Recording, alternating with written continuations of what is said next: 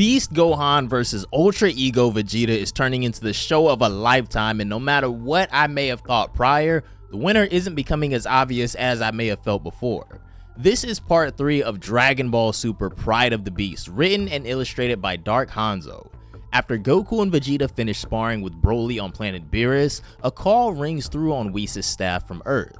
Bulma is trying to reach out to them because of the events that just happened on Earth during the superhero movie where the Red Ribbon Army was back active once again with new androids. When they arrive back on Earth, Gohan explains to them exactly what happened. He tells them about Cell Max and how he unlocked a brand new form he's never tapped into before, but he's unable to do it voluntarily again. This is music to Goku and Vegeta's ears, especially Goku, since it's been so long since he's gotten to train with Gohan seriously. But after having to watch him spar with Broly, Vegeta declares that it's his turn to test out his new power. When he and Gohan first get started, Gohan starts out in his potential unleashed form, while Vegeta initially starts out in Super Saiyan 2. But when Gohan proves that he isn't gonna underestimate his opponent anymore, Vegeta takes it up a notch. Vegeta goes Super Saiyan Blue Evolved and launches a massive Big Bang attack down at Gohan, forcing him to make a desperate decision now. Gohan tanks the attack head on, trying to deflect it with all of his might, but Vegeta's God Ki is overwhelming him. After being shot with another blast straight to the chest, knocking him off of the attack, Gohan begins to look within himself, realizing that he can no longer be arrogant about his power, while also simultaneously depending on his dad or Piccolo to bail him out when he's in trouble. No more.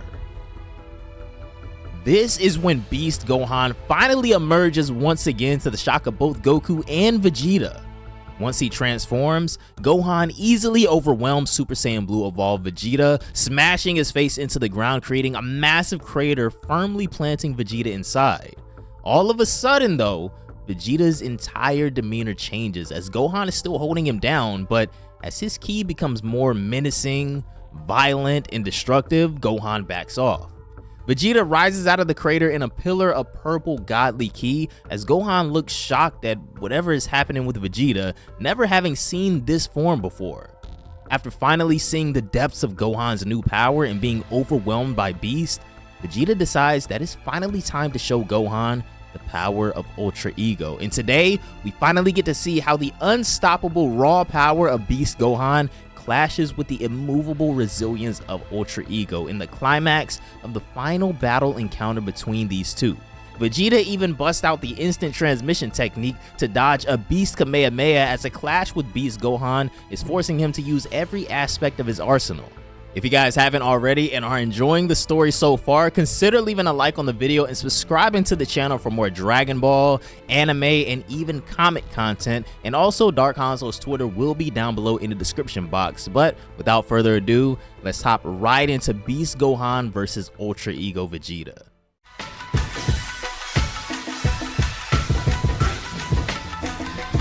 After tanking a vicious uppercut from Gohan, Vegeta sends him flying into the air after returning a punch, and then appears above him and clubs him back down towards the ground. Gohan stops himself mid-fall and launches himself back at Vegeta, warning him to not underestimate him. Vegeta extends his hand, preparing to fire another massive attack, but Gohan continues flying straight towards him. Before you know it, Vegeta fires a God Gallic gun of epic proportions that Gohan dives head first at. Gohan collides with the attack head on, grabbing it with a singular hand as he says again to Vegeta never to underestimate him, and tosses the attack to the side, deflecting it back at Vegeta, who's shocked that Gohan is able to do this with such ease. The Gallic gun explodes the moment it makes contact with Vegeta, who couldn't evade it in time, but with the properties of Ultra Ego and how we know of this form to work, this may have just made him that much stronger as well. I can't believe I'm gonna have to come to this point with him, Vegeta admits as the smoke from the explosion clears and we can see Vegeta's suit torn and battered. But Gohan isn't done yet. Vegeta gets caught letting his guard down for a slight moment as Gohan appears right overhead.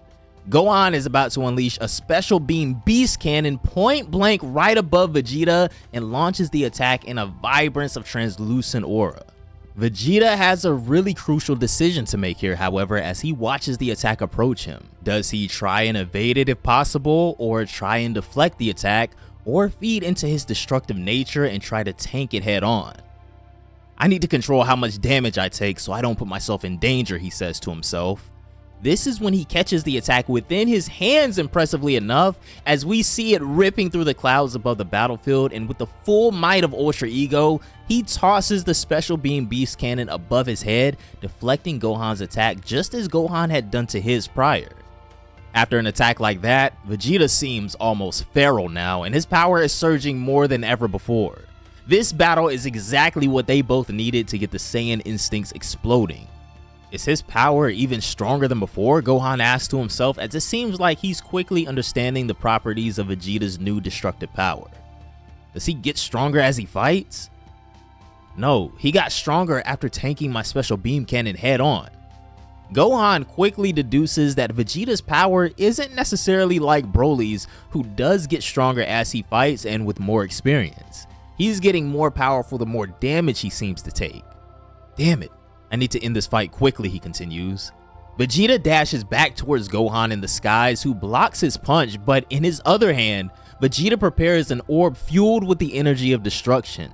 A Hakai that he thrusts into Gohan, attempting to destroy him, pushing Gohan to the absolute limits of his abilities like never before, as Gohan is engulfed in destructive energy.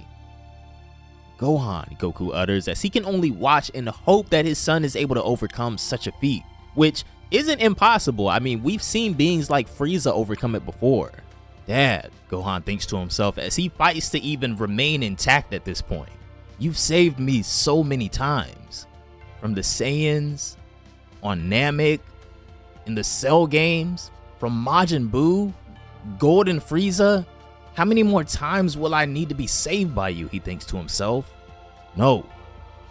No more.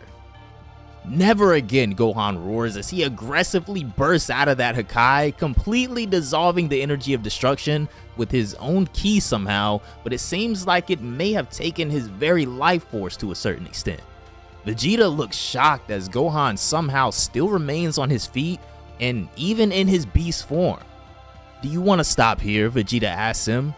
Although, I believe you can go further. Neither you nor I have fought with all of our might yet, he mentions. But maybe just increasing your power is already enough for you. Do you know what you're feeling? Vegeta says to him as he notices Gohan looking down at his hands in awe. An immense euphoria. Do you feel like there's no room for fear anymore? It's your Saiyan blood boiling in the midst of battle. This feeling doesn't make you any less of an Earthling, Gohan. But it's time to embrace your two lineages. Gohan begins powering up again after hearing these wise and honestly encouraging words from Vegeta, as it seems like it's time for both of them to go beyond their limits and push through the depths of their potential.